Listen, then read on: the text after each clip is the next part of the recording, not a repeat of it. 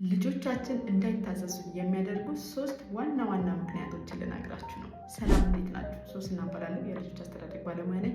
እንኳን ወደዚህ ቻናል በደህና መጣችሁ። ለዚህ ቻናል አዲስ ከሆናችሁ ሰብስክራይብ እያደረጋችሁ ቤተሰብ እንሁን፣ የተሻለን ወላጆች እንሁን እላለሁኝ። ዛሬ በጣም ጠቃሚ ሀሳብ ነው ብዬ አስባለሁ። ብዙ ጊዜ አሁን ልጆች አይታዘዙም፣ አይሰሙም ይላሉ ወላጆች። ነገር ግን እነዚህን ሶስት ስህተቶች ልጆቻችን ላይ እንሰራለን ነው የራሳችሁን መፈተሽ አለባችሁ።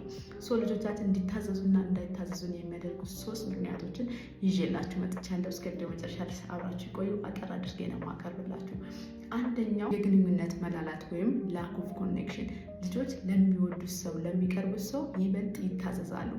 ከልጆቻችን ጋር ያለን ግንኙነት ኮኔክሽን ጤናማ ካልሆነ፣ በጥሩ መንገድ ካልተገነባ፣ ትኩረታችን ሁል ጊዜ ስራ ላይ ከሆነ እና ልጆቻችንን ትተናቸው ከሆነ እና ከልጆቻችን ጋርም ስንግባባ ሁሌ በጩኸት ሁሌ በቁጣ ሁሌ አድርግ ብቻ እኛ የልጆቻችንን ፍላጎት የማናዳምጥ ከሆነና ጤናማ ያልሆነ ተግባቦት ካለን እንዲሁም የላላ ተግባቦት ካለን ልጆቻችን እንዳይታዘዙን ሊያደርጋቸው ይችላል ማለት ነው።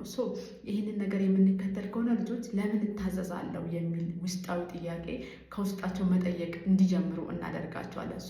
የውስጥ ትስስራችን በልጆቻችን እና በእኛ መሀል ያለው ኮኔክሽን ትስስራችን ጥሩ በሆነ መንገድ ካልተገነባ ልጆቻችን እንዳይታዘዙን ያደርጋቸዋል። ይህንን መሞከር አለባችሁ። ከልጆቻችሁ ጋር መጀመሪያ እንዲታዘዟችሁ፣ እንዲያከብሯችሁ ጥሩ የሆነ ኮኔክሽን፣ ጥሩ የሆነ ግንኙነት በእነሱና በእናንተ መሀል ልትፈጥሩ ይገባል ማለት ነው። ሁለተኛው ተገቢ ያልሆነ የአመራር ዘይቤ ወይም ደግሞ ኢንፌክቲቭ ፓረንቲንግ ስታይልስ። ከዚህ በፊት የሰራሁት ቪዲዮ አለ። 4 አይነት ፓረንቲንግ ስታይሎች አሉ። ከነዚህ ከ4 ውስጥ አውቶሪታሪያን የምንጠቀም ከሆነ በጣም ጥብቅና ጨቋኝ የሆነ የፓረንቲንግ ስታይልስ የምንከተል ከሆነ ልጆቻችን የውስጥ ጥያቄ እንዲያድርባቸው እና እኔ ማነኝ፣ ምንድነኝ፣ ለምን ታዘዛለሁ የሚል ጥያቄ እንዲያድርባቸው እና ግንኙነታችን ጤናማ በሆነ መንገድ እንዳይገነባ እናደርጋቸዋለን። ልጆቻችንን በጣም በጨቆ ናቸው እና በጣም በያዝናቸው ቁጥር እንዳይታዘዙን ያደርጋቸዋል። በተቃራኒው ፐርሚሲቭ ፓረንቲንግ ስታይልስ የሚባለው ወይም ደግሞ ይሄ በጣም ልቅ የሆነውን ልጆች እንደፈለጉ የሚሆኑበትን ነፃ የሚሆኑበትን ገደብ የሌለበትን ፓረንቲንግ ስታይልስ የምንከተል ከሆነ ደግሞ በልጆቻችንና በእኛ መሀል ባውንደሪ እንዳይኖርና የእኛ አውቶሪቲ የቱ ጋር እንደሆነ እንዳያውቁ እናደርጋቸዋለን ማለት ነው። ምንድነው መከተል ያለብን? መሀል ላይ ሚዛኑን የጠበቀ አውቶሪቴቲቭ ፓረንቲንግ ስታይልስ በመከተል ከልጆቻችን ጋር ጤናማ የሆነ ግንኙነትን መገንባት፣ የልጆቻችንን ፍላጎት ያማከለ የኛንም ፍላጎት ያማከለ ሚዛኑን የጠበቀ ግንኙነት ወይም ደግሞ ሚዛኑን የጠበቀ ይሄ ፓረንቲንግ ስታይልስ የሚባለውን አውቶሪቴቲቭ የሚባለውን በመከተል ልጆቻችን እንዲታዘዙን ማድረግ እንችላለን ማለት ነው።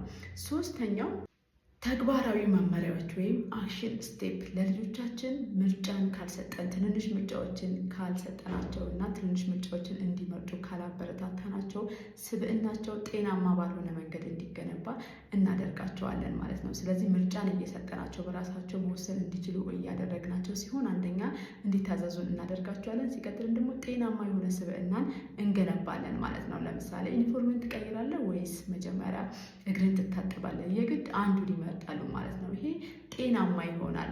ብዙ ጊዜ አይታችሁ ከሆነ አንዳንድ ሰዎች መስሪያ ቤት ላይ ሊሆን ይችላል፣ የትም ቦታ ላይ አለቃቸውን ጠብቀው ስራ የሚሰራሉ። ልክ አለቃቸው ሲመጣ ስራ ይጀምራሉ። ወይም ደግሞ ልክ አለቃቸው ካላዘዛቸው መስራት ያለባቸውን ነገር እንኳን ቁጭ አድርገው የሚጠብቁ ሰዎች አሉ። ያ ምንድነው? ከልጅነታቸው ጀምሮ አንደኛ ጤናማ ግንኙነት ከቤተሰብ ጋር አልነበራቸውም እና ሁሌ ትዕዛዝ እየጠበቁ ነበረ። ያ ትዕዛዝ ደግሞ ጤናማ በሆነ መንገድ ካልመጣ ከወላጆቻቸው በልጅነታቸው ጀምሮ አሁን ላይም ስራ ላይ ሊሆን ይችላል ከሰዎች ጋርም ላላቸው ግንኙነት ሁሌ ሰው ሲያዛቸው መስራት ያለባቸውን ነገር ሁሉ ሰዎችን አለቆቻቸውን ጠብቀው እንዲሰሩ ያደርጋቸዋል ማለት ነው። እነዚህን ነገሮች አሁኑኑ ካስተካከልን ልጆቻችን እንዲታዘዙን እናደርጋቸዋለን ማለት ነው። እነዚህንና ሌሎች ልጆችን የሚመለከቱ ጠቃሚ ሀሳቦች እንዲደርሷችሁ ይህንን ቻናል ሰብስክራይብ እያደረጋችሁ ላይክ እያደረጋችሁ ብታበረታቱ ዩቲዩብም ለብዙ ሰው እንዲደርስ ያገዘዋል ማለት ነው። እንደዚሁ ይጠቅማል ብላችሁ ለምታስቡት ሰው ሼር እያደረጋችሁ አበረታቱን። ስለ ልጆች በደንብ ማውራት አለብን። ስለ ልጆች ስነ ልቦና በደንብ ማወቅ አለብን። ያንን ማናውቅ ከሆነና እንደ ድሮ ከሆነ ልጆቻችን የምናሳድገው ጤናማ የሆነ ልጆች ላናሳድግ እንችላለን። ውጤቱም ጥሩ ላይሆን ይችላል ማለት ነው።